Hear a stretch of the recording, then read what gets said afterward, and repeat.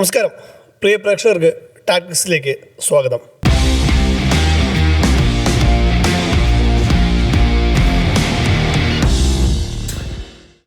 അങ്ങനെ ദൈവത്തിൻ്റെ പോരാളികൾ ജയിച്ചു തുടങ്ങിയിരിക്കുന്നു. നമുക്കിപ്പം ഹാരിസ് നെന്മാറ ഒപ്പം MSK. ഹാരിസിന് തുടങ്ങാൻ തോന്നുന്നു. അടുത്ത മുംബൈ ആരാധകരാണ്. കൂടുമാറിയതല്ല, ഒറിജിനൽ മുംബൈ ആരാധകരാണ്. പൊളിറ്റിക്കൽ നിലപാടുകൾ കൊണ്ട് മാറിയത് ഹർദിക് പാണ്ഡ്യയോടുള്ള വിയോജിപ്പുണ്ട്. അപ്പൊ ഹർദിക് ജയിച്ചു തുടങ്ങി, ഇനി വീണ്ടും മുംബൈയിലേക്ക് പോവോ? ഇല്ല, ഈ പ്രാവശ്യം ഞാൻ ചെന്നൈക്കൊപ്പമാണ്. ആ ഒരു നിലപാടിൽ ഉറച്ചു നിൽക്കും. ഒരു ജയം കൊണ്ടൊന്നും, ഇനിയും 14 മത്സരങ്ങൾ ബാക്കിയുണ്ട്. ചെന്നൈക്കൊപ്പം നിൽക്കും, മുംബൈക്ക് വേണ്ടി പ്രാർത്ഥിക്കും. അപ്പൊ ഹാരിസ്, അപ്പോ 13 സീസണുകൾക്ക് ശേഷം, കൃത്യമായി പറഞ്ഞാൽ 4742 ദിവസങ്ങൾക്ക് ശേഷം മുംബൈ ഒരു ഫസ്റ്റ് മാച്ച് ജയിച്ചുകൊണ്ട് തുടങ്ങിയിരിക്കുകയാണ്. ഒരു ശുഭസൂചനയാണോ? ശുഭസൂചനയാണെന്ന് ചോദിച്ചാൽ ആരാധകർ ചിലപ്പോൾ അത് ശുഭസൂചനയല്ല എന്നാണ് പറയുക. കാരണം പാടി പഠിക്കേണ്ട പിന്നെ ഇതാണല്ലോ ദൈവത്തിൻ്റെ പോരാളികൾ തോറ്റാണ് തുടങ്ങുകയാണ്. പക്ഷെ ഞാൻ ഇന്നലെ തന്നെ ഇങ്ങനെ തന്നെയാണ് കരുതിയിരുന്നത്. എനിക്ക് തോന്നുന്നു രോഹിത് ശർമ്മയെ നമ്മൾ വീണ്ടും പഴയ മനോഹാരിതയിൽ എന്ന് പറഞ്ഞാൽ, നമ്മൾ രോഹിത് ശർമ്മയുടെ ബാറ്റിംഗ് കാണുന്ന സമയത്ത് ലേസി എലഗൻസ് എന്നാണല്ലോ അതിനെക്കുറിച്ച് പറയാറുള്ളത്. ക്രിക്കറ്റിൻ്റെ അലസൗന്ദര്യം കാണണമെങ്കിൽ നിങ്ങൾ രോഹിത് ശർമ്മയുടെ ബാറ്റിംഗ് കണ്ട് നിൽക്കൂ. പിന്നെ പുൾ ഷോട്ടുകളുടെ മനോഹാരിത അറിയണമെങ്കിൽ, എഫേർട്ട്ലെസ് ബാറ്റിങ്ങിൻ്റെ മനോഹാരിത അറിയണമെങ്കിൽ ഒക്കെ പറയുമ്പോൾ സമയത്ത് അതിൻ്റെയൊക്കെ ഒരു രോഹിത് ശർമ്മ പ്രൈമിൽ കളിക്കുന്ന പോലെയൊക്കെ കളിക്കുക. ഇന്ന് വരുൺ ചക്രവർത്തിക്ക് തന്നെ ഒരു ലോഫ്റ്റഡ് കവർ ഡ്രൈവ് ഒക്കെ അടിക്കുന്നുണ്ട്. എത്ര മനോഹരമായിട്ടാണ് ആ ഷോട്ടൊക്കെ കളിച്ചത് എന്ന് ആലോചിക്കണം. സോ എനിക്ക് തോന്നുന്നു കഴിഞ്ഞ ലോകകപ്പിൻ്റെ സമയത്ത് പിന്നെ ഒരു വെറ്ററൻ താരം, പിന്നെ ഇന്ത്യക്ക് ഏതോ കാലത്ത് ലോകകപ്പ് അടിച്ചു കൊടുത്തൊരു മനുഷ്യൻ, പിന്നെ ഇന്ത്യയുടെ യങ് ടാലൻറ്റുകളെ പ്രോത്സാഹിപ്പിക്കാൻ വേണ്ടി ഗ്രൗണ്ടിലൊക്കെ ഓടി നടന്നൊരു മനുഷ്യൻ, പിന്നെ പെട്ടെന്ന് ഒരു മാസം കഴിഞ്ഞ് ആ ലോകകപ്പിൽ ഓസ്ട്രേലിയ പറത്തിയ മുസർബാനിയെയും ആ ലോകകപ്പിൽ പിന്നെ മിസ്റ്ററി സ്പിന്നർ എന്ന പേരിൽ വന്നിട്ടുള്ള വരുൺ ചക്രവർത്തിയൊക്കെ അടിച്ചിട്ടാണ് ഇന്ന് ഈ കളി ജയിപ്പിക്കുന്നത് എന്നാണ്. 23 ബോളിൽ ഇന്നലത്തെ മത്സരത്തിൽ വിരാട് കോഹ്ലി 33 പന്തിൽ 50 അടിച്ച് നിൽക്കുന്ന സമയത്ത് തൊട്ടടുത്ത മത്സരത്തിൽ അതിനേക്കാൾ പ്രായമുള്ളൊരു മനുഷ്യൻ 23 ബോളിൽ 50 അടിച്ച് നിൽക്കുന്നു എന്നുള്ളതാണ് നമ്മളെ സംബന്ധിച്ചിടത്തോളം. പിന്നെ ഞാനിപ്പോൾ ഗൗതം ഗംഭീറിനെ കുറിച്ചൊന്നും ഇപ്പോൾ പറയുന്നില്ല. ഗൗതം ഗംഭീറും അദ്ദേഹവും തമ്മിലുള്ള പ്രശ്നങ്ങളും പിന്നെ അദ്ദേഹത്തിന് അടുത്ത ലോകകപ്പിൽ ഇടമുണ്ടാകുമോ എന്നുള്ള ചർച്ചകളൊക്കെ നമ്മൾ നേരത്തെ പറഞ്ഞിട്ടുണ്ട് എന്നുള്ളതാണ്. രോഹിത് ശർമ്മയെ കുറിച്ച് പറയുന്ന സമയത്ത് പിന്നെ ക്രിക്കറ്റിനോട് അദമ്യമായ പ്രണയമോ മറ്റോ എന്നൊക്കെ പറയുന്നൊരു മനുഷ്യൻ, പിന്നെ വീണ്ടും ഈ മൈതാനങ്ങളിൽ തുടരണം എന്ന അദമ്യമായ ആഗ്രഹത്തിൽ കളിച്ചുകൊണ്ടിരിക്കുന്ന ഒരു മനുഷ്യൻ, അദ്ദേഹം തന്നെ 39ാമത്തെ വയസ്സിലാണ് ലോക ക്രിക്കറ്റിലെ ഏറ്റവും യങ് ടാലൻറ്റുകളൊക്കെ അടിച്ചു വരത്തിയിട്ട് ഇപ്പം ഇന്നത്തെ മത്സരത്തിലേക്ക് കിടന്നു നോക്കിക്കഴിഞ്ഞാൽ കഴിഞ്ഞ തുടർച്ചയായ 2 ദിവസങ്ങളിൽ 200 മുകളിൽ റൺസ് ചേസ് ചെയ്യപ്പെടുന്നു. ഇതിൽ 3 വെറ്ററൻ താരങ്ങൾ എന്നൊക്കെ വിളിക്കപ്പെടാൻ പ്രായത്തിന് 35 വയസ്സ് കടന്ന 3 മത്സരം. ഇന്നത്തെ മത്സരത്തിൽ അജിൻക്യ രഹാനയുടെ ഇന്നിങ്സ് എടുത്തു പറഞ്ഞേ മതിയാവും. എന്ന് പറഞ്ഞാൽ ട്രെൻ ബോൾട്ടും പിന്നെ ജസ്പ്രീത് ബുംറയും നയിക്കുന്ന ബോളിംഗ് യൂണിറ്റിനെതിരെയാണ് അത്രയും ക്ലാസിക്കായ ഒരു ഇന്നിങ്സ് അദ്ദേഹം കളിക്കുന്നത് എന്നുള്ളതാണ്. മുംബൈയെ സംബന്ധിച്ചിടത്തോളം പിന്നെ ഷാർദുൽ താക്കൂർ ട്രേഡ് ഒരിക്കലും അവർക്ക് നഷ്ടമായിട്ടില്ല എന്ന് നമുക്ക് മനസ്സിലായിരുന്നു. അവരുടെ ടോപ്പ് 3 ബാറ്റർമാരെ പൊളിക്കുന്നത്, ഈ രഹാനയെ വീഴ്ത്തുന്നത്, അവരുടെ ടോപ്പ് 3 ബാറ്റർമാർ പിന്നെ ഫിന്നലനെ വീഴ്ത്തുന്നത് അടക്കം ടോപ്പ് 3 ബാറ്റർമാരെ മുഴുവൻ കൂടാനും കഴിക്കുന്നത് ഷാർദുൽ താക്കൂറാണ്. മുംബൈയിലേക്ക് വരുന്ന സമയത്ത് പിന്നെ മുംബൈ നിരയിൽ ജസ്പ്രീത് ബുംറയിൽ തന്നെ അവർ പിന്നെ പ്രതീക്ഷ അർപ്പിക്കുന്നു. എന്നാൽ ഗസർ ഫാനെയൊക്കെ അവരുടെ വളരെ പ്രതീക്ഷയോട് കൊണ്ടുവന്ന അഫ്ഗാൻ സ്പിന്നറൊക്കെ 4 ഓവറിൽ 51 റൺസ് വഴങ്ങുന്നത് കണ്ടു. ഹാർദിക് പാണ്ഡ്യ നന്നായി അടി കൊടുക്കുന്നത് കണ്ടു. ഹാർദിക് പാണ്ഡ്യക്ക് 2 സിക്സർ അടിച്ചിട്ടാണ് രഹാനെ തുടങ്ങുന്നത്. അപ്പോൾ കളി ഹാർദിക്കിൻ്റെ കയ്യിൽ. ഇപ്പോൾ നേരത്തെ മുംബൈ വിട്ടു പോകാൻ MSK പറഞ്ഞ കാരണം ഹാർദിക് പാണ്ഡ്യയോടുള്ള വിയോജിപ്പാണല്ലോ. സൂര്യകുമാർ യാദവ് ഇന്ന് പിന്നെ ഇമ്പാക്ട് പ്ലെയർ റോളിലായിരുന്നു. നമ്മൾ എപ്പോഴും രോഹിത് ശർമ്മയെ ഇമ്പാക്ട് പ്ലെയർ റോളിൽ നമ്മൾ കണ്ടിരുന്ന, നമ്മൾ ഇന്ത്യക്ക് ലോകം പിടിച്ചു കൊടുത്ത സൂര്യകുമാർ യാദവ് ഗ്രൗണ്ടിലില്ല. എന്നിട്ട് ഈ ഹാർദിക് പാണ്ഡ്യ ബൗണ്ടറി ലൈനിൽ നിന്നിട്ട് സൂര്യകുമാർ യാദവിനോട് നിർദ്ദേശങ്ങൾ ഇടക്കിടക്ക് ഇങ്ങനെ തേടുന്ന ദൃശ്യങ്ങളെ ഇടക്കിടക്ക് കാണുന്നുണ്ട് എന്നുള്ളതാണ്. രോഹിത് ശർമ്മ അപ്പോൾ ഫീൽഡിലുണ്ട്. രോഹിത് ഒരു ക്യാച്ച് മിസ്സാക്കുന്നുണ്ട്. അതേസമയം രോഹിത് ശർമ്മ ക്യാച്ച് മിസ്സാക്കുന്ന സമയത്ത് തന്നെ ഈ 39 വയസ്സുള്ള വയസ്സൻ എന്തിനാണ് നിങ്ങൾ ഗ്രൗണ്ടിൽ നിലനിർത്തുന്നത് എന്നൊക്കെ ചോദിച്ചിട്ട് ആളുകൾ സോഷ്യൽ മീഡിയയിൽ പിന്നെ വല്ലാതെ വർത്തമാനം പറഞ്ഞു തുടങ്ങി. അതിനൊരു മൊമെൻ്റ് കൊടുത്തിട്ടില്ല അദ്ദേഹം എന്നുള്ളതാണ്. രോഹിത് ശർമ്മയുടെ പിന്നെ ഇന്ന് രഹാനെ പരിക്കുപറ്റി മൈതാനം വിടുന്ന സമയത്ത് അദ്ദേഹത്തിൻ്റെ തമാശ വളർന്ന കുറേ കളികൾ, ഇതൊക്കെ രോഹിത് ശർമ്മ സ്വതസിദ്ധമായ ശൈലിയിൽ അദ്ദേഹം ബാറ്റും വീശുന്നുണ്ട്. അദ്ദേഹത്തിൻ്റെ ഐഡൻറ്റിറ്റിയും മൈതാനത്ത് നിലനിൽക്കുന്നുണ്ട് എന്നുള്ളതാണ്. സോ 2026 ലോകകപ്പ് മുന്നിൽ നിൽക്കുന്നു. 2027 ലോകകപ്പ് മുന്നിൽ നിൽക്കുന്നു. സ്വാഭാവികമായിട്ടും പിന്നെ വൈറ്റ് ബോൾ ക്രിക്കറ്റിൽ രോഹിത് ശർമ്മ തുടരുന്ന സുപ്രീമസി തുടരുന്നു എന്ന് തന്നെയാണ്. അതുകൊണ്ട് തന്നെ മുംബൈ ആരാധകൻ എന്ന നിലയിലും രോഹിത് ശർമ്മ ഫാൻ എന്ന നിലയിലും വളരെ സന്തോഷമുള്ളൊരു മത്സരം. ഇപ്പോൾ ഹാരിസിന്റെ ആവേശത്തിന് എല്ലാവിധ അഭിനന്ദനങ്ങളും. കാരണം രോഹിത് ശർമ്മ നമ്മുടെ എല്ലാവരുടെയും പിന്നെ ഇഷ്ട കളിക്കാരനാണ്. രോഹിത് ഫോമിലെത്തി എന്നുള്ളത് ഏറ്റവും പ്രധാനപ്പെട്ട കാര്യമാണ്. ഫോമിലെത്തി എന്നല്ല, അദ്ദേഹം കണ്ടിന്യൂ ചെയ്യുകയാണ്. അതായത് T20 ക്രിക്കറ്റിൽ ഹാരിസ് പറഞ്ഞ ഒരു വളരെ പ്രധാനപ്പെട്ട ഒരു പോയിന്റ് എന്നുള്ളത് മുസർബാനി എന്നുള്ള പേസ് ബോളർ കഴിഞ്ഞ ലോകകപ്പിൽ നമ്മുടെ സമകാലിക ക്രിക്കറ്റിലെ രോഹിത്തിനേക്കാൾ 10-15 വയസ്സൊക്കെ കുറവുള്ള ബാറ്റർമാരെയൊക്കെയും മെരുക്കിയിട്ടൊരു ബോളറാണ്. ആ ബോളർക്കെതിരെയാണ് രോഹിത് കടന്നാക്രമണം നടത്തിയത്. പിന്നെ നമ്മുടെ മിസ്റ്ററി സ്പിന്നർ വരുൺ ചക്രവർത്തി കഴിഞ്ഞ ലോകകപ്പിന്റെ ഒരു പാതി വഴിയിൽ അദ്ദേഹത്തിന്റെ മിസ്റ്ററി നഷ്ടപ്പെട്ട കാഴ്ച നമ്മൾ കണ്ടിട്ടുണ്ട്. ആ നഷ്ടപ്പെട്ട മിസ്റ്ററി ഇതുവരെയും അദ്ദേഹത്തിന് തിരിച്ചുപിടിക്കാൻ കഴിഞ്ഞിട്ടില്ല എന്ന ദുഃഖകരമായ ഒരു വസ്തുത കൂടി നമ്മൾ ഈ മത്സരത്തിൽ കാണുകയുണ്ടായി. പിന്നെയുള്ളത് എനിക്ക് തോന്നുന്നൊരു കാര്യം, ഈ മുംബൈ ബാറ്റ് ചെയ്യുമ്പോൾ മുംബൈയുടെ ഒരു ബാറ്റിംഗ് സ്ട്രെങ്ത് നോക്കുമ്പോൾ അവർ ഏത് സ്കോറും, ഇനിയിപ്പം ഈ സ്കോർ കൊൽക്കത്ത ഒരു 300 എടുക്കുകയാണെങ്കിൽ പോലും ഞങ്ങൾ ചേസ് ചെയ്യും എന്നുള്ളൊരു ആറ്റിറ്റ്യൂഡ് മുംബൈ ബാറ്റർമാർക്ക് ഉണ്ടായിരുന്നു. റിക്കൽട്ടനും രോഹിത്തും കൊടുത്ത ഒരു ഓപ്പണിംഗ് കൂട്ടുകെട്ട് ഈ മത്സരത്തിലെ ഏറ്റവും നിർണായകമായ ഒരു കാഴ്ചയായി. എങ്കിൽ കൂടിയും ഹാർദിക് പാണ്ഡ്യ, ഞാൻ നേരത്തെ പറഞ്ഞു, ഹാർദിക് മുംബൈയുടെ ക്യാപ്റ്റനായ സമയത്താണ് ഞാൻ മുംബൈ വിട്ട് മറ്റ് ടീമുകളിലേക്ക് ചേക്കേറാനുള്ള പരിശ്രമം നടത്തിയതെന്ന് പറഞ്ഞു. അതിൻ്റെ ഒരു കൃത്യമായ സൂചന നമ്മളിന്ന് കണ്ടു.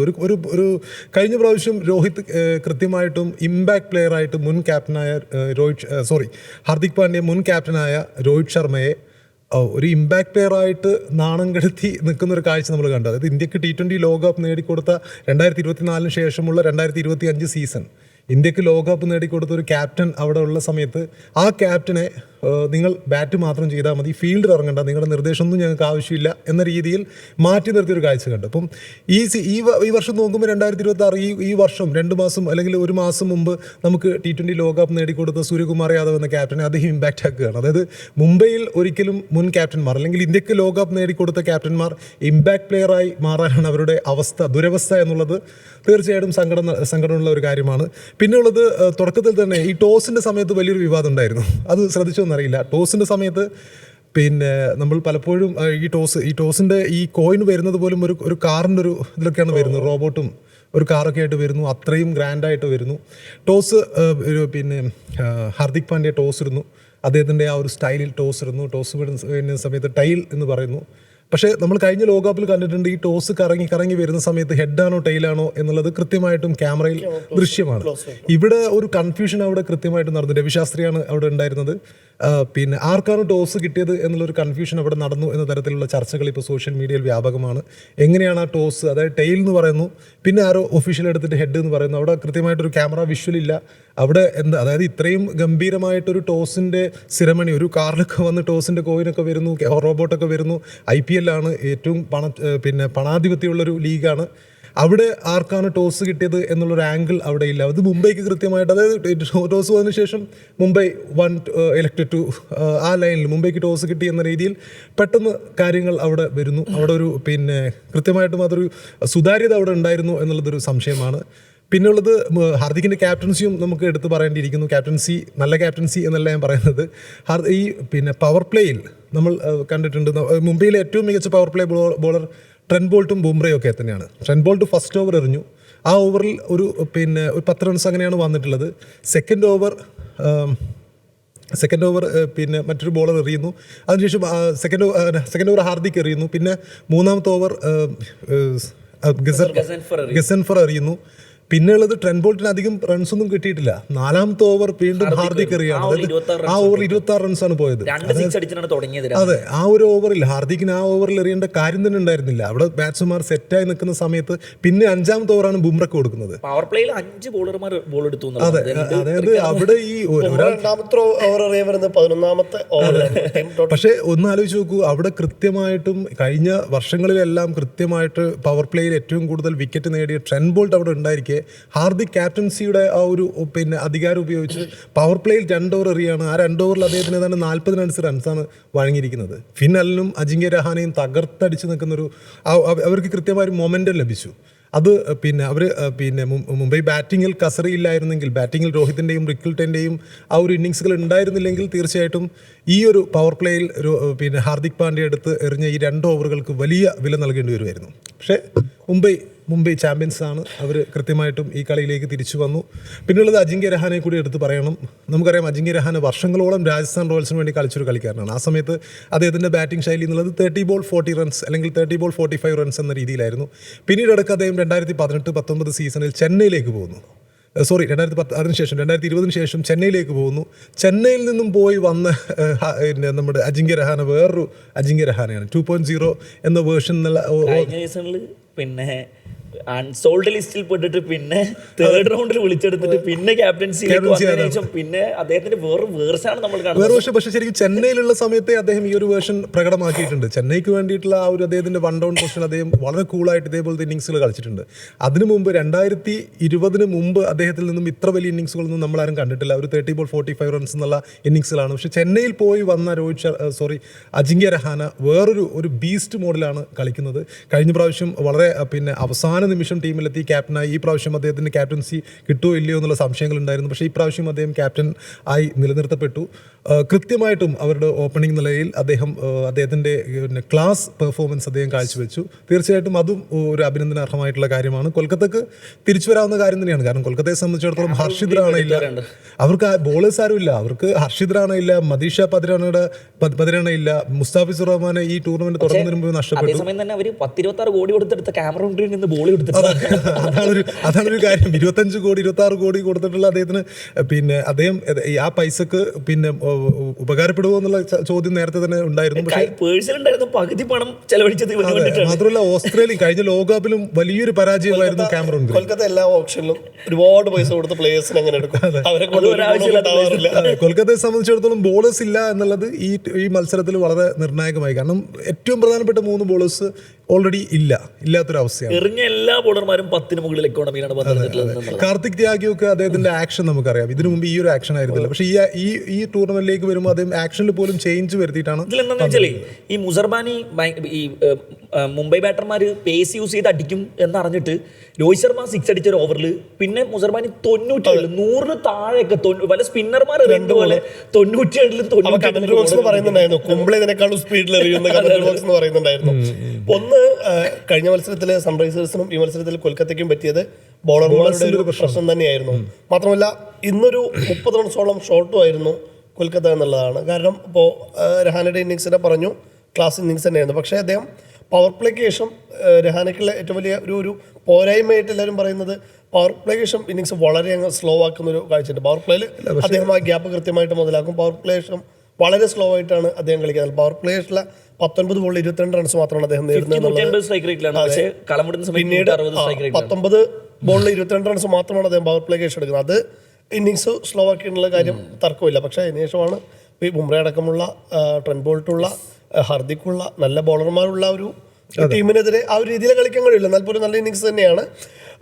ഒപ്പം തന്നെ രോഹിത്തിനെ കുറിച്ച് നമ്മൾ വീണ്ടും പറയേണ്ടി വരുന്നു തന്നെ തോന്നുന്നു. കാരണം ക്രിക്കറ്റ് ഫാൻ എന്നുള്ള എനിക്ക് വലിയ സന്തോഷമുള്ള ദിവസങ്ങളാണ്. കഴിഞ്ഞ ദിവസം വിരാട് കോഹ്ലി മികച്ചൊരു ഇത് കാഴ്ചവെക്കുന്നു. ഇപ്പോൾ രോഹിത്ത് വരുന്നു. രണ്ടും നമ്മുടെ ലെജൻസ് ഇങ്ങനെ ഈ രീതിയിൽ തിളങ്ങുന്ന, അതായത് നമുക്ക് എല്ലാവർക്കും അറിയാം ഒരു ഫോഴ്സ്ഫുള്ളി ഒരു റിട്ടയർമെൻ്റ് ആയിരുന്നു അവിടെ നടന്നിട്ടുള്ളത് നമുക്കറിയാം. അവിടെ നിന്ന് അവർ ഈ ഫോർമാറ്റിലും അവരിപ്പോൾ കളിക്കാത്ത ഈ ഫോർമാറ്റിൽ പോലും അതിഗംഭീരമായിട്ട് എല്ലാവരും വെല്ലുവിളിക്കുന്ന രീതിയിൽ ഒരു ഇന്നിങ്സ് കാഴ്ചവെക്കുന്നത് കാണുമ്പോൾ വലിയ സന്തോഷമുണ്ട്. പ്രത്യേകിച്ച് കൃത്യം 1 മാസം പ്രായമായിട്ടേ ഉള്ളൂ. കഴിഞ്ഞ വേൾഡ് കപ്പിൽ ഇതേ മുംബൈ വാങ്കഡെ സ്റ്റേഡിയത്തിൽ ഇന്ത്യ ആദ്യ മത്സരത്തിൽ USA നേരിടാൻ പോവാണ്. അന്ന് ഇന്ത്യൻ താരങ്ങൾക്കൊക്കെ ഉപദേശം നൽകി ഒരു കോട്ടൊക്കെ ഇട്ട് രോഹിത്താണ് ഇന്ത്യൻ താരങ്ങൾക്ക് ഉപദേശം നൽകുന്നത്. അതിൽ തന്നെ ഏറ്റവും പ്രധാനപ്പെട്ടത് നമ്മുടെ സഞ്ജു സാംസണ്, ടൂർണമെൻറ്റിൻ്റെ പ്ലെയർ ഓഫ് ദി ടൂർണമെൻ്റ് ആയ സഞ്ജു സാംസണ് രോഹിത്തിന് ഉപദേശം നൽകുന്നുണ്ട്. ഒരു ലോങ് ടൂർണമെൻ്റാണ്, നിൻ്റെ സമയം വരും, കളിക്കുക എന്ന് പറഞ്ഞിട്ട്. അങ്ങനെ അത്തരത്തിൽ യങ്സ്റ്റേഴ്സിനെല്ലാം ഉപദേശം മറ്റോ കൊടുത്ത താരമാണ് ഇവിടെ വന്നിട്ട് ആ യങ്സ്റ്റേഴ്സിനിട്ട് ചറപറ അടിക്കുന്നത്. അത് കാണുമ്പോൾ വലിയ സന്തോഷം തന്നെയാണ് നൽകുന്നത്. അപ്പോൾ രോഹിത്തിൻ്റെ ഒരു ഫോം തീർച്ചയായിട്ടും മുംബൈക്കും ഇന്ത്യക്കും വലിയ പ്രതീക്ഷയുള്ളതാണ് ഇന്ത്യൻ ഫാൻസിനെ സംബന്ധിച്ചിടത്തോളം. കാരണം ഒരു 2013 നമ്മൾ കണ്ടിരുന്നൊരു രോഹിത്തിൻ്റെ വെർഷൻ തന്നെയാണ് എപ്പോഴും കാണുക. ആ ഒരു 264 ഒക്കെ അടിച്ച അതേ ഒരു ക്ലാസ്സിലും എലഗൻസും അയാൾ എപ്പോഴും സൂക്ഷിക്കുന്നുള്ളത്. അതായത് നമുക്കറിയാം 39 വയസ്സായി രോഹിത്തിന്. ഈ ഒരു 39 വയസ്സിലും അദ്ദേഹം നമുക്കറിയാം കഴിഞ്ഞ വർഷമാണ് ആ ഫിറ്റ്നസ്സൊക്കെ ഒന്ന് ഇതാക്കി തടിയൊക്കെ കുറിച്ച് നമുക്കറിയാം വളരെ ഏറ്റവും മോശമായിട്ട് ശരീരം നോക്കിക്കൊണ്ടിരുന്ന ഒരു അത്ലറ്റുകൾ ഒരാളായിരുന്നു രോഹിത് എന്ന് പറയുന്നത്. വയറൊക്കെ ചാടി ആ ഒരു രീതിയിലായിരുന്നു അദ്ദേഹത്തിൻ്റെ എന്ന് പറയുന്നത്. പക്ഷേ പിന്നീട് അതിഗംഭീരമായി ഫിറ്റായി. അത് അദ്ദേഹത്തിൻ്റെ ഷോട്ടിൽ ഇപ്പോൾ കാണാനും ഉണ്ട് എന്നുള്ളതാണ്. ശരിക്കും ഡെഡിക്കേഷൻ നമ്മൾ എത്ര അഭിനന്ദിച്ചാലും മതിയാവില്ല. കാരണം അദ്ദേഹം 15ഓളം കിലോ ആണ് ഈ കുറച്ചിട്ടുള്ളത്. അഭിഷേക് ശർമ്മയുടെ അഭിഷേക് നായരുടെ 15 കിലോ ഒക്കെ കുറച്ചിട്ട് അദ്ദേഹം ശരിക്കും ഒരു നമ്മുടെ ടൈം ലൈനെ തന്നെ പുറകിലേക്ക് കൊണ്ടുപോകണം. അതായത് 2016, 2019 വരെയുള്ള കാലഘട്ടം രോഹിത് ഏതാണ്ട് ഈ ഒരു ശരീരഭാഷ അല്ലെങ്കിൽ ഈ ഒരു ഭാരം എന്ന രീതിയിലായിരുന്നു അദ്ദേഹം കളിച്ചിരുന്നത്.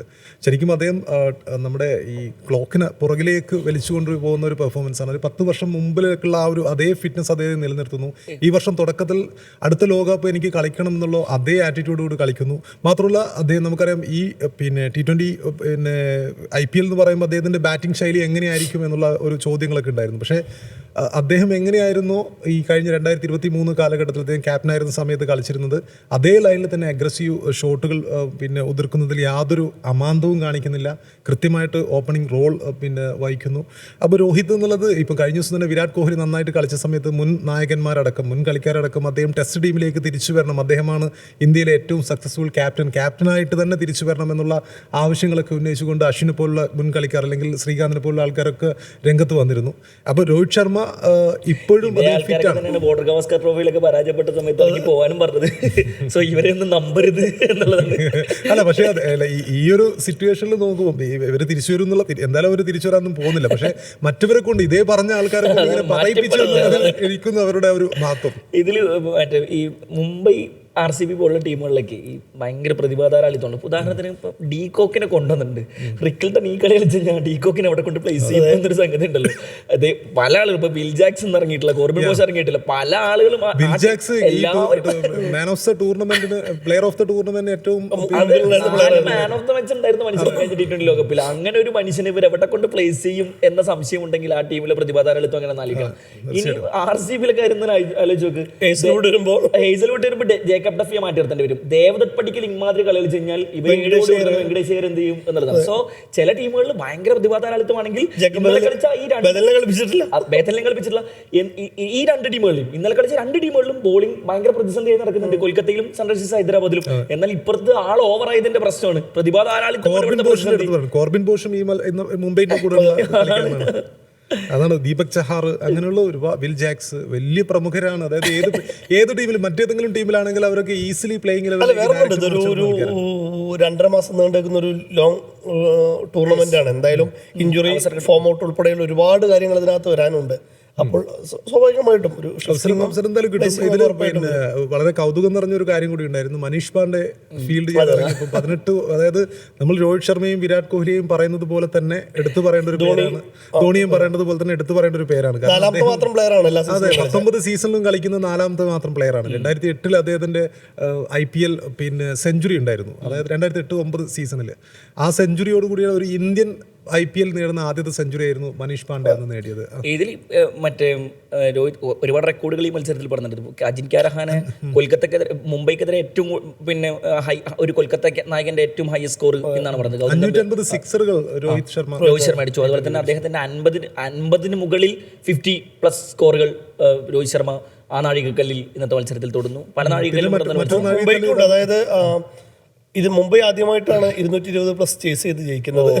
പിന്നെ ഏതെങ്കിലും ഒരു കളിക്കാരൻ ഏതെങ്കിലും ഒരു ടീമിനെതിരെ നേടുന്ന ഏറ്റവും കൂടുതൽ റൺസ് എന്നുള്ള റെക്കോർഡിൽ നോക്കുമ്പോൾ രോഹിത് ശർമ്മയാണ് കൊൽക്കത്തക്കെതിരെ ഏറ്റവും കൂടുതൽ റൺസ് നേടിയത്. രോഹിത് ശർമ്മ തന്നെയാണ് ഡൽഹിക്കെതിരെയും ഏറ്റവും കൂടുതൽ 1200 റൺസ് റെക്കോർഡായിരുന്നു. അതെ, മൊത്തത്തിൽ നോക്കുമ്പോൾ റെക്കോർഡുകൾ ഒരുപാട് പിറന്ന മത്സരമാണ്. തീർച്ചയായിട്ടും വിരാട് കോഹ്ലിയും രോഹിത് ശർമ്മയൊക്കെ കളിക്കുന്ന സമയത്ത് ആ മത്സരങ്ങൾ റെക്കോർഡുകളുടെ ഒരു ചാകര തന്നെയായിരിക്കും. ഉറപ്പായിട്ടും. ഇനിയിപ്പോൾ നമ്മളിനി ആകാംക്ഷയുടെ കാത്തിരിക്കുന്ന അടുത്ത മത്സരം നമ്മുടെ ചേട്ടൻ ഇറങ്ങാൻ പോവാണ്.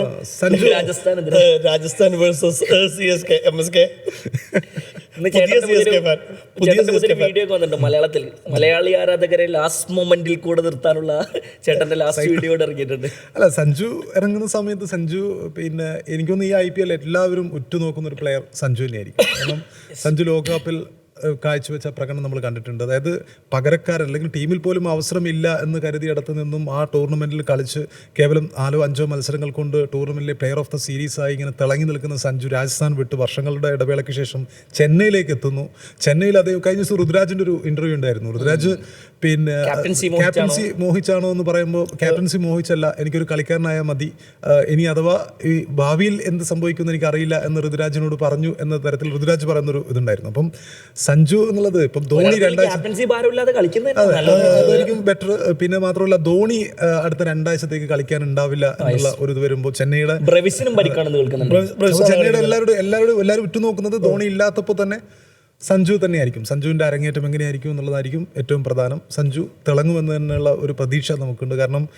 കാരണം സഞ്ജു അത്രയും ഹൈ ഇതിൽ നിൽക്കുകയാണ്. അതായത് ലോകകപ്പിൽ മികച്ച രീതിയിൽ പെർഫോം ചെയ്തവരൊക്കെയും ഇഷാൻ കിഷൻ കഴിഞ്ഞ മത്സരത്തിൽ അതിൻ്റെ ഒരു കണ്ടിന്യൂ എന്നുള്ള രീതിയിൽ പെർഫോം ചെയ്തിട്ടുണ്ട്. സഞ്ജുവും അതേപോലെ ഒരു പെർഫോമൻസ് കാഴ്ചവെക്കുമെന്നുള്ള പ്രതീക്ഷ എനിക്കുണ്ട്. ഉറപ്പായിട്ടും. കാരണം സഞ്ജുവിന് കുറച്ചും കൂടി വൈകാരികമായിരിക്കും ഈ ഒരു മാച്ച് എന്ന് പറഞ്ഞത്. കാരണം സഞ്ജു ഫസ്റ്റ് മാച്ച് കളിക്കാൻ പോകുന്ന സഞ്ജു ആക്കിയ രാജസ്ഥാനെതിരെയാണെന്നുള്ളതാണ്. കാരണം അതിലുള്ള എല്ലാവരും ഇപ്പോൾ രാജസ്ഥാൻ്റെ ഒരു സഞ്ജുവിന് കൊടുത്തൊരു ഫാർവെൽ ട്രിബ്യൂട്ട് വീഡിയോ ഒക്കെ അകത്ത് ഇപ്പോൾ വൈഭവായാലും ജയ്സ്വാളായാലും ഒക്കെ സഞ്ജുവിനെ കുറിച്ച് ഭയങ്കര വികാരാധീനമായിട്ട് പറഞ്ഞ കുറേ കാര്യങ്ങളുണ്ട്. സഞ്ജു ചേട്ടൻ ഞങ്ങൾക്ക് ആ രീതിയിലായിരുന്നു, ഞങ്ങൾക്ക് മോട്ടിവേഷൻ നൽകിയിരുന്നൊക്കെ പറയുന്നുണ്ട്.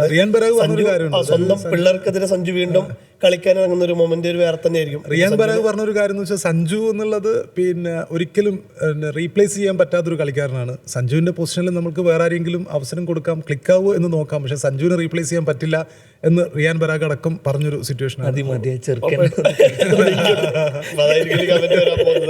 ഇപ്പൊ എന്തായാലും ആ മത്സരം പക്ഷേ ഗുവാഹട്ടിയിലാണ് നടക്കുന്നത്, ജയ്പൂരിലും അല്ല ചെന്നൈയിലും അല്ല. ചെന്നൈയുടെ ഫസ്റ്റ് ഹോം മാച്ചിന് വേണ്ടിയിട്ട് അടുത്ത വെള്ളിയാഴ്ച വരെ കാത്തിരിക്കണം. പഞ്ചാബിനെതിരെയാണ് ചെന്നൈ ചെപ്പോക്കിൽ മത്സരം നടക്കുന്നത്.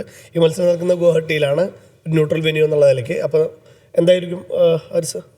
CSK ജയിക്കട്ടെ എന്നാണ് എനിക്ക് തോന്നുന്നു. പിന്നെ പ്രതിഭ ധാരാളിത്തം വല്ലാതെ ഇല്ലാത്തത് ഈ രണ്ട് ടീമുകളും അങ്ങനെ തന്നെയാണ് എന്നാണ് എൻ്റെ വിലയിരുത്തൽ. സഞ്ജു ഇങ്ങോട്ട് വന്നു എന്നത് ഒഴിച്ചു കഴിഞ്ഞാൽ ഭയങ്കര പ്രതിഭ ധാരാളിത്തമുള്ള ടീമൊന്നും അല്ല പിന്നെ ചെന്നൈ എന്താണ്. അതേസമയം സഞ്ജു ഇല്ലാത്ത രാജസ്ഥാൻ എങ്ങനെയായിരിക്കും എന്നുള്ളതായിരിക്കും കുറച്ചുകൂടി ആരാധകർ ഉറ്റുനോക്കാൻ പോകുന്നത്. സഞ്ജുവിന്റെ പെർഫോമൻസ് പോലെ തന്നെ വെക്കുന്നത് ജഡേജയുടെ പെർഫോമൻസ് എങ്ങനെയായിരിക്കും എന്നുള്ളതും കൂടി ഒരു ഇതുണ്ട്. കാരണം ട്രേഡ് ചെയ്തിട്ടാണല്ലോ പോകുന്നത് സാംകരണയും ജഡേജയും. അപ്പൊ അവരുടെ ഒരു പെർഫോമൻസും കളിച്ചിട്ടുണ്ടായിരുന്നില്ലേ? ജഡേജ മുമ്പ് ആ ടീമിൽ ഉണ്ടായിരുന്നില്ലേ? രാജസ്ഥാനിലെ തുടക്കത്തിലുണ്ടായിരുന്നില്ലേ? അതായത് നേരത്തെ 4 പേരുടെ പേര് പറഞ്ഞപ്പോൾ ജഡേജയുടെ പേര് മിസ്സായി. ധോണി, ജഡേജ, മനീഷ് പാണ്ഡെ, വിരാട് കോഹ്ലി, രോഹിത് ശർമ്മ 5 പേർ ഈ എല്ലാ സീസണും കളിച്ചിട്ടുണ്ട്. അപ്പോൾ എന്തായാലും തീർച്ചയായിട്ടും മുംബൈ ബാംഗ്ലൂരിന് ശേഷം മുംബൈയും ഒരു ഗംഭീര വിജയത്തോടു കൂടി തന്നെ സീസൺ ആരംഭിച്ചിരിക്കുകയാണ്. ഇനി ചെന്നൈ വേഴ്സസ് രാജസ്ഥാൻ മാച്ചിലേക്കാണ് നമ്മൾ ഉറ്റുനോക്കുന്നത്. ടാക്ടിക്സ് അവസാനിക്കുകയാണ്. നാളെ വീണ്ടും കാണാം. നമസ്കാരം.